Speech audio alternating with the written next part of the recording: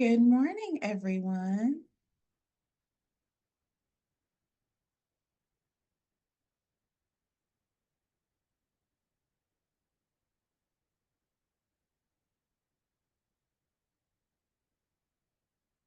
We file in. Good morning, good morning.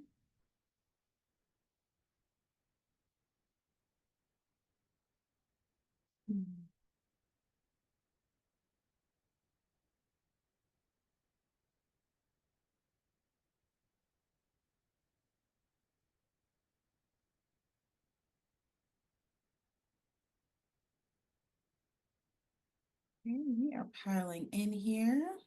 I'll give just a minute or two to let people get in and situated. Repeat, but today we will be addressing and discussing Duke Need-Based Aid for International Students. So I am Nicole Knight, an Assistant Director in the Karsh Office of Undergraduate Financial Support. So I will be going through a lot of good material today for applicants or potential applicants. If you do have questions that you would like to ask my office, there are a couple of us in the background who may be able to assist. So please utilize the Q&A feature in this webinar to ask those questions, and we will get to as many as we can. And then we'll also go over some at the end as time allows. So again, good morning. This is being recorded and will be available via the admissions YouTube page shortly. So file in, take a seat. If it's morning for you, good morning, good afternoon, good evening, wherever you may be. Okay, just another minute and I will get started.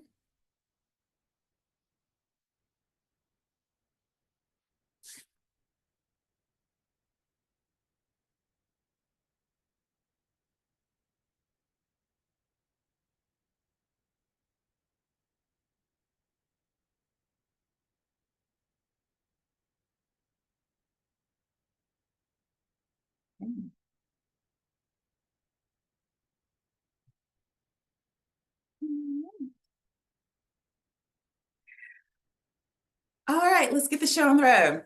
So again, my name is Nicole Knight. I'm an Assistant Director in the Karsh Office of Financial Support, and I'm here to discuss the ins and outs of need-based aid for our international population. Okay, so here at Duke, we have a commitment to need-based aid, which means grant funding, filling in the gap, as we like to say. So what does that mean? It means that for all international students, so students who are not permanent residents or green card holders, green card holders or US citizens, or any of the other various statuses that allow admittance and matriculation to US universities, for those students specifically, we do provide funding assuming and based on your choice and decision to apply for aid through the admissions process. So we have a need-aware policy for all international students. So simply put, that means if you are seeking funding from Duke to attend, you have to select that you are interested in financial aid on your admission application. So that is the first instance for you to indicate and let us know that you would like financial aid, and that is the only way to receive any sort of funding through the course of 4 years of study. So it can't be checked after you're accepted to Duke. It has to be checked, that literal box has to be checked up front when you are applying to Duke University as an undergraduate student. So once you do that, there is a distinction between your application and other international applications. So it's basically two different boxes. If you apply to Duke by checking the financial aid interest box, you are evaluated among all other students who also check that box. So whether or not you were admitted to Duke is based on that specific pool of you and all other aid-seeking students. If you do not apply for financial aid, then your application is pulled and evaluated among all other domestic student applications. So it's put into the larger pot of all students applying for first years. So again, If you do need or desire financial aid, you have to indicate that on your admission application prior to being accepted. If you do that and we receive all of the materials requested, we will determine an aid offer that meets 100% of what we think you need to attend Duke. And that is for 4 years. So it is locked in. The cost that we ask of a family does not change. The cost of Duke will change, but what we ask of you your first year will be asked of you again for the subsequent 3 years. So very quickly, I do want to make a distinction.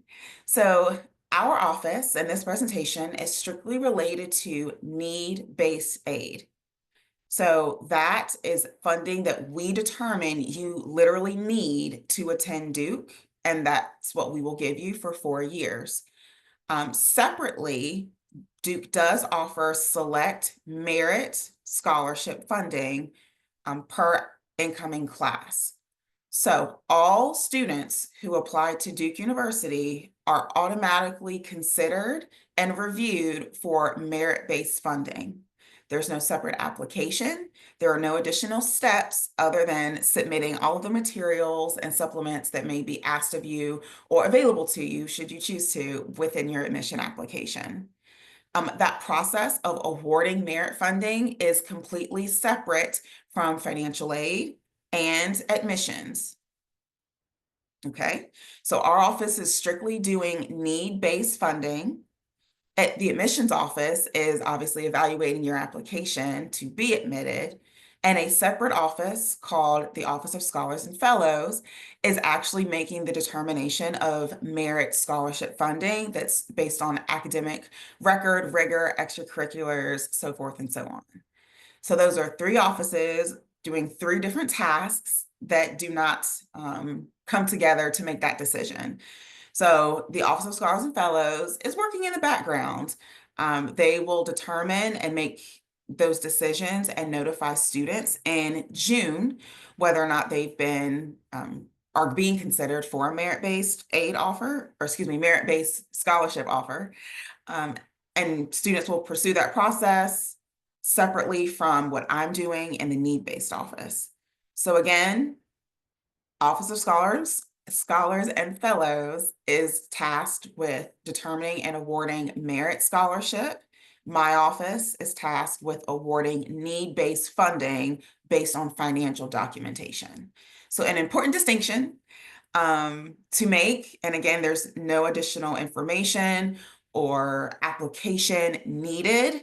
Submitting your application to Duke is a one-stop shop. Okay, so back to strictly need-based. I'm gonna go through a few of the steps and the aid offer that you potentially would receive from Duke should you be admitted. So first things first, you have to apply. So once you check that box on your admission application that you are in fact interested in receiving need-based aid, you're gonna complete a couple additional steps.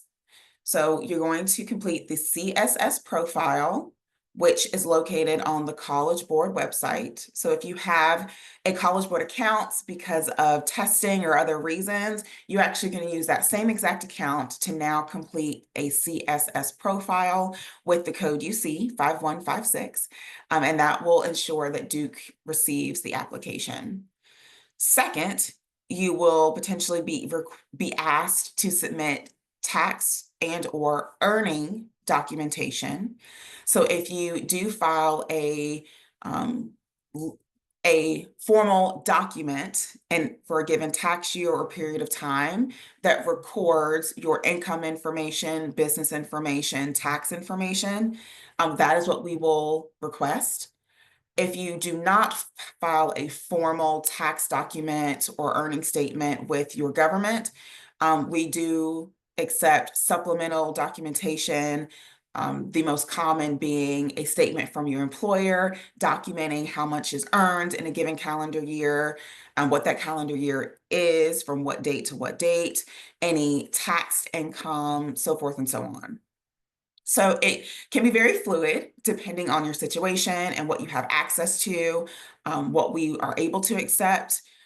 So for that piece specifically, It will request tax documents, but please know we understand that that may not be applicable to everyone, and we will work with families who may not have access to formal documentation to give suggestions as to what we can accept and what that looks like. But if we do make that request of you, that information is actually uploaded to College Board as well, using their secure documentation service called IDOC, IDOC. So College Board will house and contain all of your application materials and submit them to Duke for processing. For early decision, we ask that you complete these 2 steps by November 4th. But if you are not able to, that's perfectly fine. It's not a hard set in stone date. The deadline just ensures that should you be accepted to Duke that evening, you would also be able to see your financial aid offer up front to evaluate and discuss with your family. But if you aren't able to get it in by the 4th, and it's just after that date, or even after the admission decisions have gone out, you decide to complete the process fully, that's fine. The amount of funding that we offer is not subject to the date you completed the process. Whatever we determine you to need is what the aid offer will list, regardless of when we provide it. So similarly, same 2 steps, but if you are going to be applying regular decision, that deadline is February 1st to submit your CSS profile and tax documents if requested of you. Okay, so we're going to ask for the CSS profile, which is an application that allows you to input your income and asset information. We're also going to potentially ask for actual documents backing up your reporting of income, and we're going to review it. So we're going to take those 2 components, we're going to update it to make sure there are no errors, and for anything else that we may need to clarify, we will ask of a family. And then we're going to review it to determine, based on the resources listed, what do we think the family has available to contribute towards the cost of Duke. So we're going to do a review. We're going to determine what the total income for a family was for a specific year. From that income, what do we think a family needs to hold on to? How much do we think a family needs to live off of? And we use various sources and pieces of information to determine what we think a family needs to hold on to and what isn't available to give to Duke.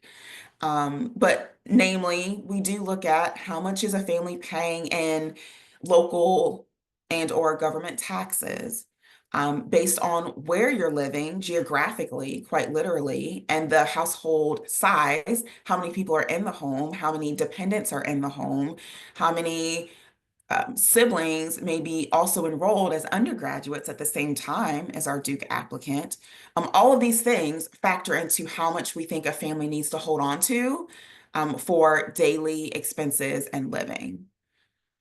So what's left over is what potentially could be utilized to help pay for Duke.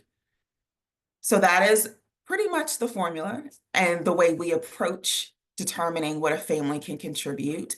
What are your resources? How much of your resources need to be kept with you and for you? What's left over that then could be used to help pay for Duke? So we do that from an income perspective as well as an asset perspective. So we look to see, based on various asset categories of savings, investments, other real estate holdings, potentially business participation, if that's applicable. What are all of those resources for your family as well? How much of that should not be considered because it's needed for other things? And then technically what's left over that could be utilized to help pay for Duke. So very similarly to how we treat your income, we will also assess the assets you self-report to us on the CSS profile to ultimately determine through income and assets, what can a family provide in a given year toward the cost of Duke. And as I said previously, we lock that in. So if we ask a family to contribute, oh, say 5,000 in a given year, that will be 5,000 every year. So that would be a total of 20,000 at the end of 4 years. So we've assessed your information. We've determined what we're going to ask you to contribute toward that cost, and we're going to fill in that difference. We're going to simply subtract what Duke is going to cost for an academic year, subtract out what we will ask of you, and fill in the gap as seen here.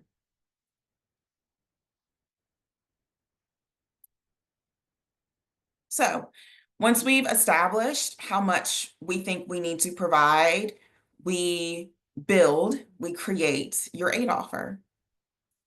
So we first start with, what is Duke going to cost? Where does that come from? What's considered, what's included?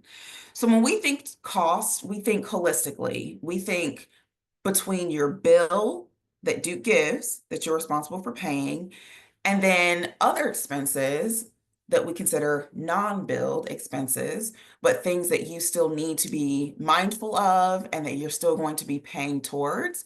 What are those specifically? And add them together. And that's how we create a total cost of attendance, a total budget. You'll hear those terms used interchangeably.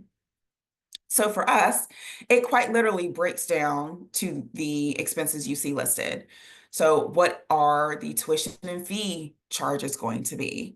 How much is housing? How much for dining, your meal plan?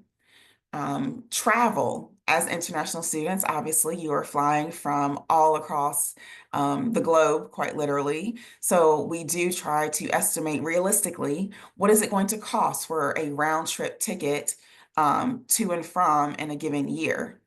SEVIS fee, what is that going to be? The health insurance, because it's going to be mandatory that you have Duke's health insurance while you're here. And then we have some other categories. So your books, personal expenses, and then in general, just a miscellaneous category that serves as a catch-all to just represent the fact that you're going to need money for things that aren't related to your bill, that aren't related to direct school costs. You're going to want to go grab a pizza with your roommate. You want to go to the movies, or just live in general and explore the Durham area. So we want to be mindful of that and consider that when determining your aid offer, that yes, primarily you're tasked with paying a bill, but there's other expenses that you need to think about that mom and dad are giving money towards that don't show up anywhere. So once we determine that gross top dollar figure, we're going to start subtracting. So we're first going to say, okay, of that total, how much are we asking the family to contribute towards that?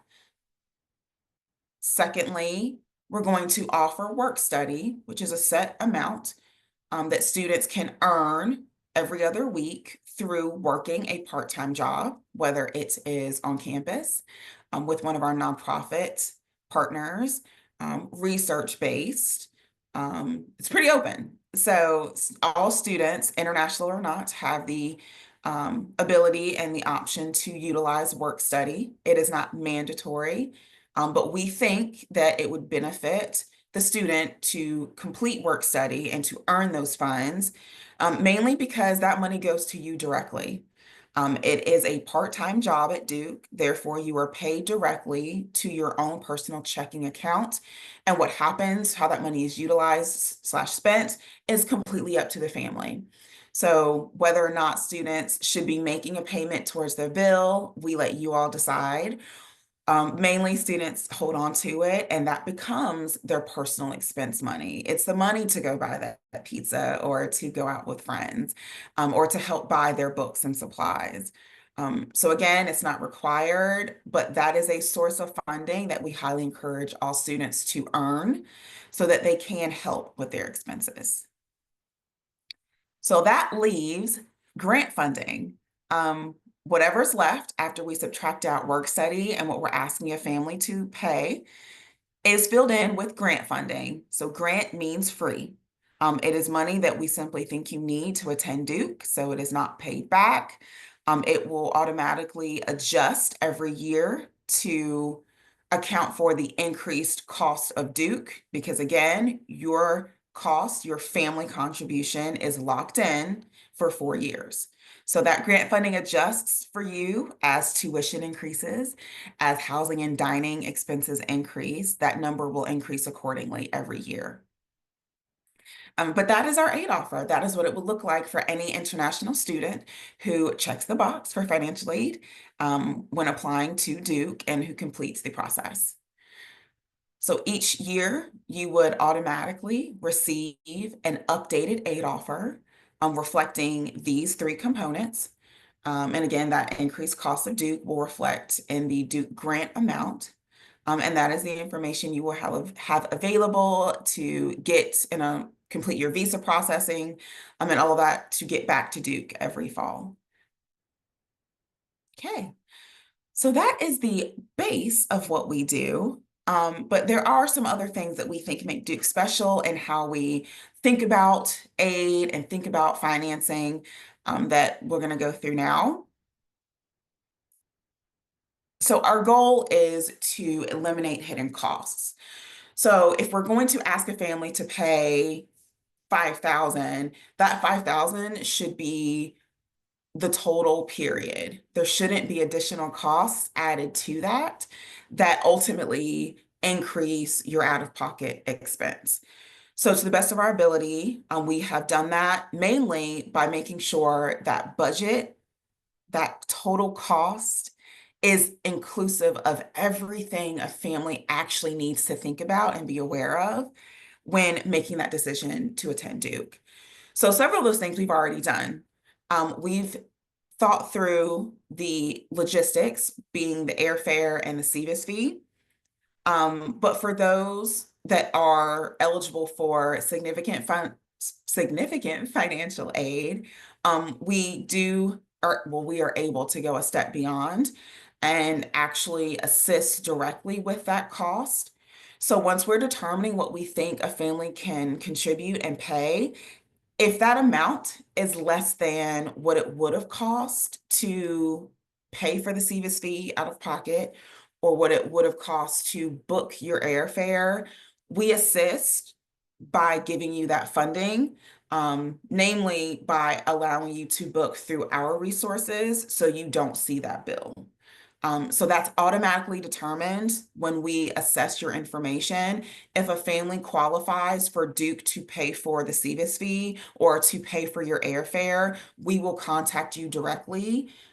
Typically in May, we will reach out to students to let them know, hey, based on your level of aid, you automatically qualify for Duke to pay for these expenses, and the process to have that done for you, and it would be on an annual basis. So that specifically, we do try to reach out and communicate with families that are receiving significant funding and qualify for us to pay for airfare and SEVIS specifically.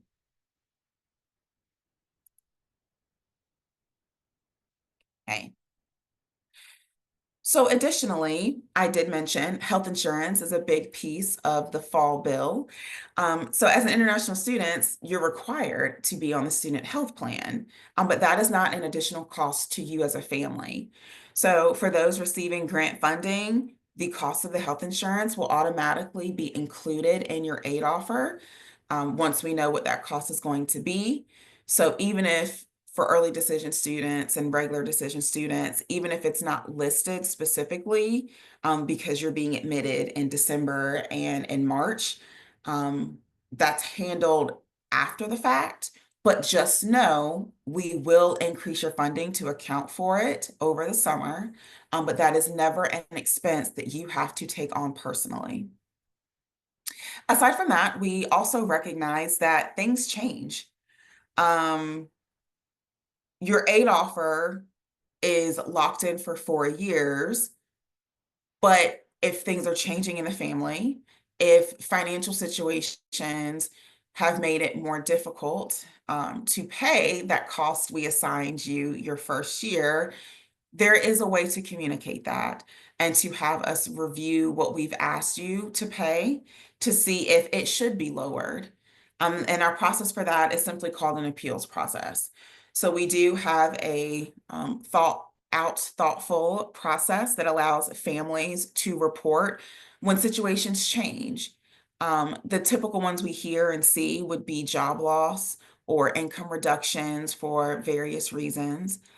If there are unusually high medical expenses, or for those who are taking care of parents, so the grandparents of our students, they are supporting them in a significant way.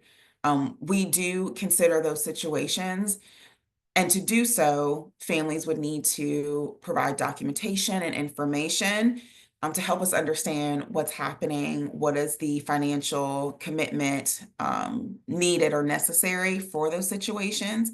And we will do our best to include that and to factor it in to what we're asking a family to pay.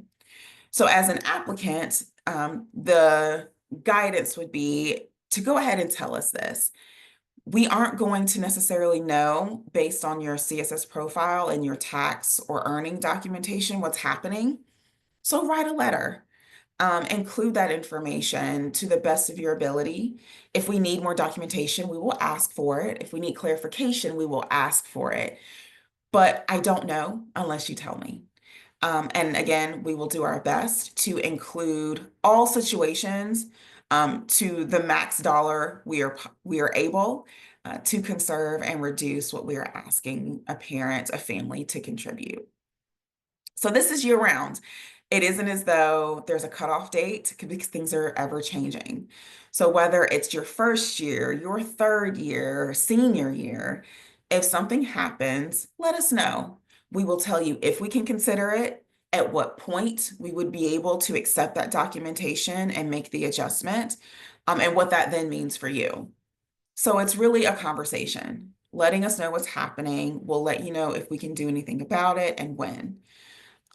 And from that point on, should we be able to offer additional funding because of different situations, that permanently reduces the cost for the remainder of your time at Duke. So it'll move the needle, it'll move that benchmark so that your funding for subsequent years will reflect any updates, any appeal, successful appeal information. So communication is key. But we do have a website dedicated, a webpage dedicated to explaining the things that we're already considering, the things that we aren't able to review, but most importantly, what can we review? So if you were to go to the financialaid.duke.edu site and under the forms and resources, you can select these special circumstances to see, is there anything that I wouldn't necessarily think about or think of that actually does qualify, and upfront provide that information during your application process. So then lastly, we do have a personal finance division office within the financial aid that assists students with just management, financial literacy, understanding, so that students are equipped with the resources available at Duke and Durham in general, but also, if desired, can take the time to understand a budget, how to create a budget and maintain all of these things that kind of fall under the financial literacy boat that are important, because we don't want a student to attend for 4 years and never really have understood what was happening. Ideally, they'd be a part of the process or understanding the responsibility that the family is taking on or that they themselves may be taking on. So we do offer those services, and we encourage students to utilize them just for themselves and preparing them even more for the world once they leave Duke. Okay, so some additional things that we consider include housing, but not just housing as far as, okay, you're living on campus, but there are different options. So a lot of students, especially your first year, you're in a dorm with a roommate. So that is the default that most budgets, most costs account for. But if you were to be in a single room, that's okay. You don't need to be in a double if a single is preferred. whether it's because of necessity or that's just simply your preference.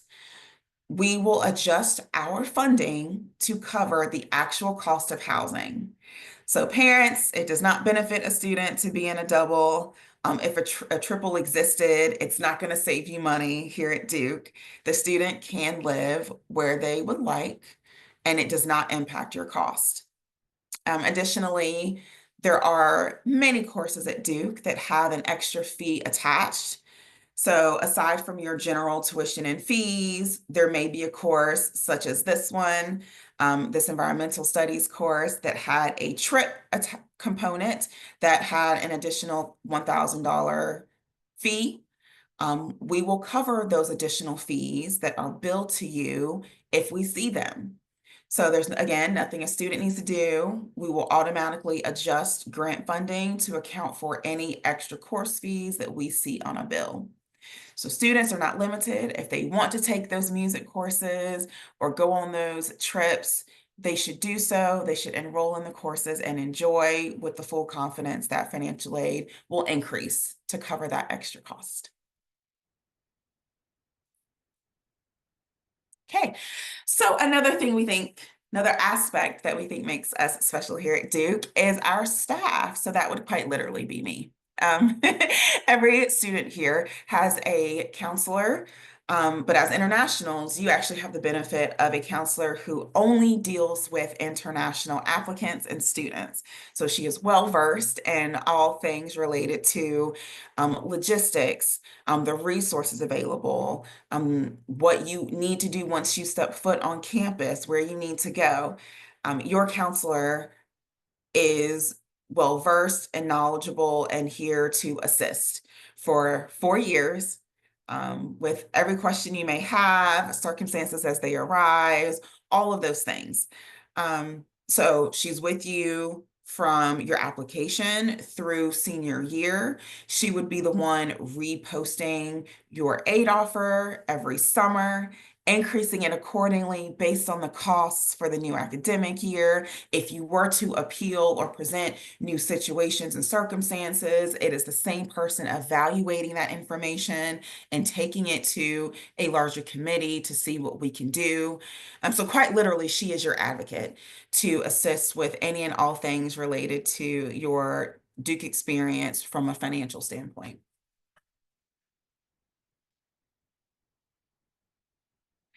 So summer is a big is an opportunity for our students to do a lot of different cool things. And if financial aid is needed or a component, it is automatically determined for you, just like it is for any other domestic applicant. So we will automatically consider funding 2 summer sessions for any student throughout the course of their 4 years. So summer is split in half. So there are technically 6 opportunities to do something. We will help with 2 of those. So whether it's studying abroad or studying here in Durham on campus, taking summer classes, or a host of other opportunities that Duke offers specifically that are funded through separate offices, you have access to those as well. So again, no separate application. If you are interested in studying abroad over the summer or here in Durham, a good practice would be for students to inquire and ask in advance during the spring semester so that we can help explain what that process looks like, if there is going to be any cost asked of your family, and what we would be able to do and contribute toward that cost. So it's treated very, very similarly to an academic year. So your fall and spring, we process and provide aid for the summer in the same way.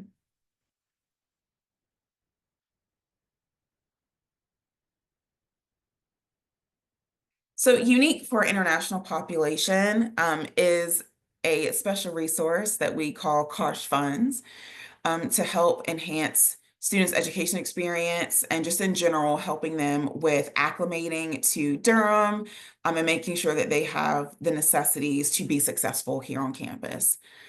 So those for whom we are asking 28,000 or less From a contribution perspective to help with the cost of Duke, they those families are also eligible to utilize the CARS funds available to help with expenses as you see listed, whether it's laptops, linens, towels, winter clothing, which is a big one, understandably. But all of those expenses that contribute to your success here, the CARS funds can assist with if your family contribution is $28,000 US dollars or below. So that was a lot about what Duke can offer families and students, the resources available. But I do quickly want to mention the other side, which is I've asked you to pay X amount. How do I do that? So I do want to just note there are several ways that our families do pay for Duke or reduce what they're paying to Duke, and here are the most common. So first and foremost, Duke does offer a payment plan. So you can have as few as 6 and as many as 10 equal payments through the course of a academic year. So an academic year is 9 months. At most, you can utilize 10 months to pay that cost. So there's no interest associated. There is a one-time fee when you sign up. But otherwise, you are spreading the cost over 10 months, 10 equal payments. So first and foremost, that would be the best option to help conserve resources and spread them out every year. I did mention as few as 6 payments, the benefit there being you're delayed. If you choose 6 or 8 payments, your start date is later in the year. So if that's more important to you to have to pay more but start later in September versus July, you can make that decision. But it's July through April if you're going to utilize the full 10. Other resources will be outside scholarships, which of course are student driven. So students can apply for outside scholarships through any number of resources, be it resources here in the States or resources at home. We highly encourage families to apply, students to apply for outside scholarships to reduce the need to work. And if a family is considering some sort of financing that they're bringing with them, it could help offset that financing and that, or that need for financing if a student is receiving outside scholarships. Lastly is utilizing that work study that I described previously. So working on campus, off campus, research, nonprofit, whatever floats your boat, earning those funds, having them available to you to make the decision. Do you use it to help pay your bill? Do you use it to help offset what parents are giving you directly to help with your miscellaneous personal expenses? So those are the top 3 recommendations that we would have for any family who's seriously considering Duke, so that when you see that cost asked of you in December or in March, you can think through what could we do from a payment plan perspective? What are we comfortable doing? Does the student have access to outside resources like scholarships? And then do we want them to work to help pay for their own expenses? Okay.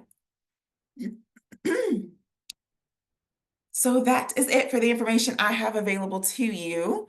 Take a sip of water really quickly, but I will answer some questions that you guys have been asking in the Q&A. Yeah, I put some to be answered live, and then I have a couple of general questions I can throw at you. Okay. Yeah. Okay. One of the main ones was, does level of need impact admission? So if you need 20,000 or 60 grant aid, how does that impact admission status? Got it. The amount needed does not impact your admission decision. The fact that you check the box is the only distinction made between an non-aid applicant. But admissions has no interest in or access to what we're doing in the aid office. They don't know the determination we're making. They're simply evaluating that you are interested in aid, but ultimately the number doesn't affect anything they're doing over there. Quite literally over there, we are across the street from each other. So what we're doing across the street and what they're doing are completely separate. Great. And then how to estimate aid as an international student, is that possible? Okay, so that is a great question. So unfortunately, because of the manual treatment we have to give international CSS profile applications, you are not able to estimate for yourself what Duke may say. So if you've heard or you go on our website, you will see calculators that allow you to input the information yourself. So if you use that, we do caution it is not going to be as accurate because it does not account for various country coefficients or cost of living. It just can't handle the different countries that you may be coming from, and currency valuations. It can't manage that with you doing it. So it's not encouraged that you use our calculators. It will be a very, very low baseline at best. And unfortunately, we aren't able to discuss the ins and outs of your financial situation in person over the phone to help guess or estimate either. It is truly a admission night notice. So the first instance of what you qualify for will be the night you are admitted to Duke.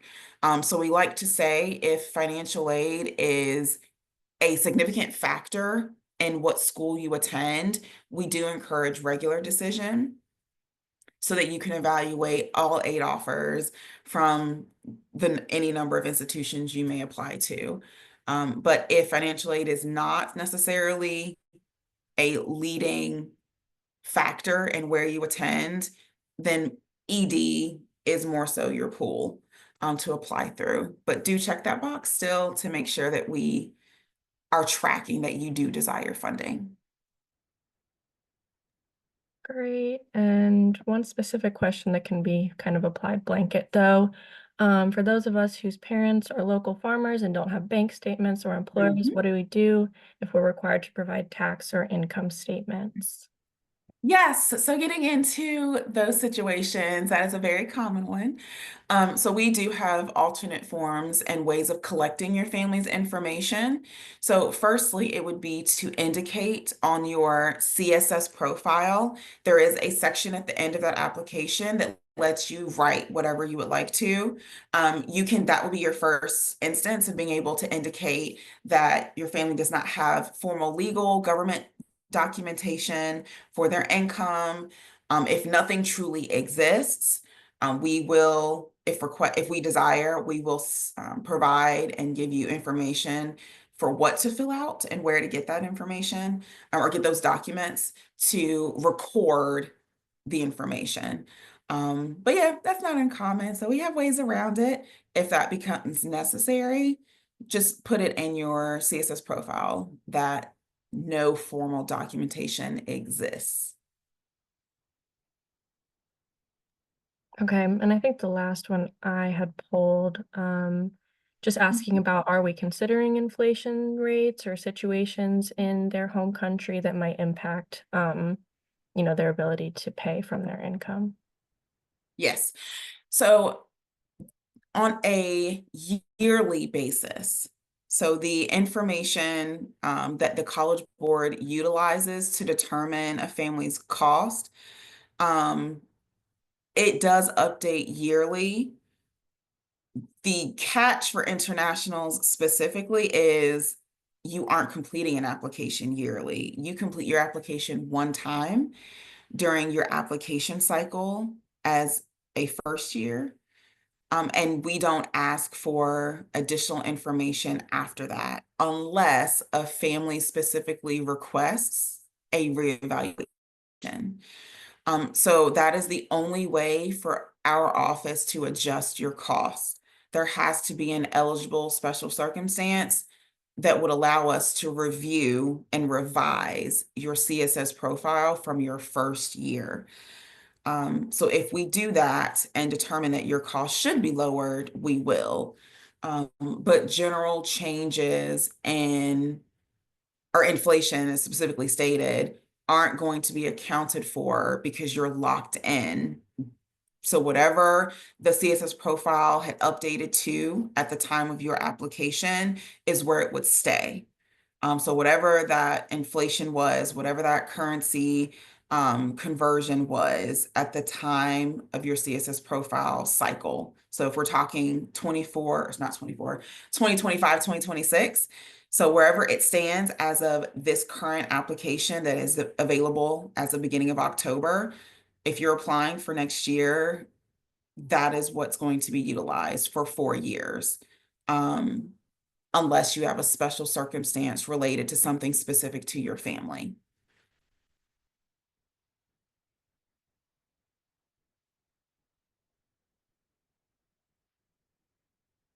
Okay. All right. So let's see, there was one more.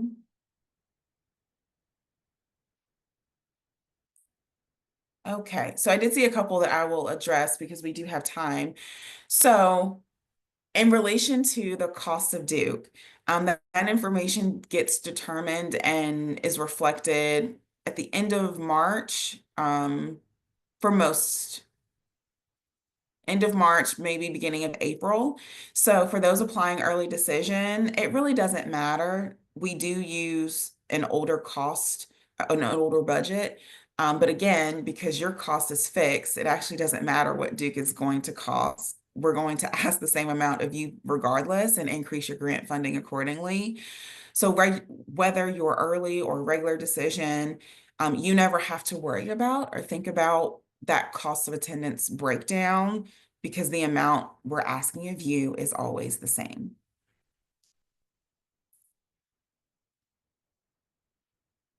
Okay. And I think there was one more. Where was it?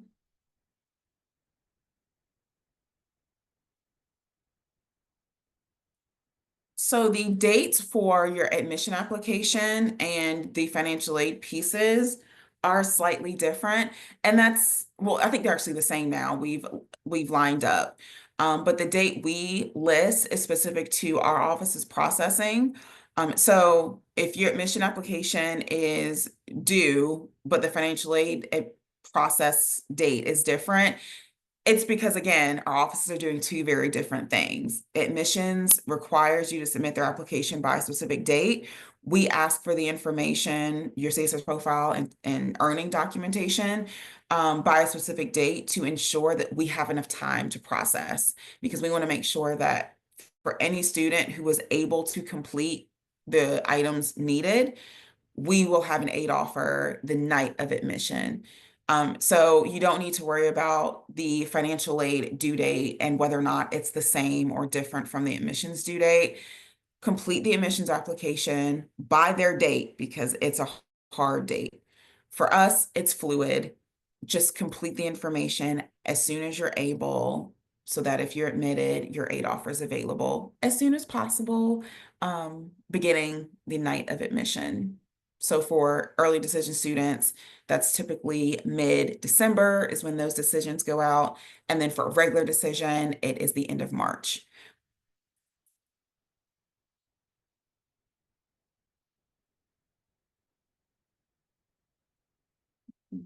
Any other questions you guys want me to answer aloud?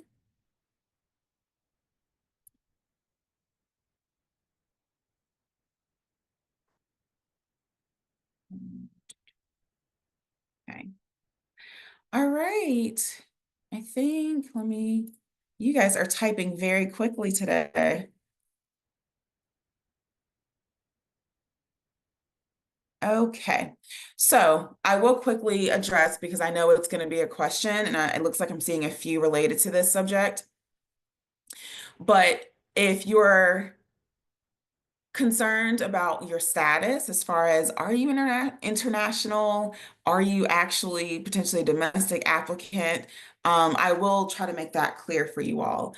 So the admissions office will consider you to be international because of where you're living. It's quite literally more of a geographic descriptor to call you international. Separately and conversely, the financial aid office is truly looking at your citizenship. That's what drives whether or not you are international for our purposes. So if you do not, if you as the student do not have permanent residency, US citizenship, an asylee status, any of those that give you federal funding eligibility here in the US, you are considered international. And yes, you have to check the box for aid on your admission application. So regardless of a parent's status, regardless of if a parent has worked in the United States or currently works in the US and pays US taxes, regardless of all of that, what is you as the student's citizenship status in the US? If you cannot apply or complete the FAFSA application, you would be considered international. The only exceptions would be our undocumented students and DACA students. Those two groups are treated as domestics. So I hope that's not confusing, and I'll try to reiterate. From a need-based aid perspective, you are either a domestic citizen, permanent resident, asylee, undocumented DACA student, or none if none of that applies to you and you are considered an alien temporary in the US, you are an international aid seeking student who has to check the box for financial interest upon applying to Duke. So if that isolation separation is still confusing, there is a place on our website you can go to read it and to see it and to enter some information to help guide you as to where you fall. Obviously, you can also email our office to ask that question specifically, because it's an important distinction that we want to make and that we want you to understand when you are making your decisions.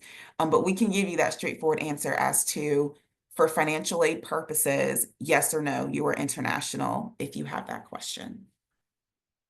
Okay.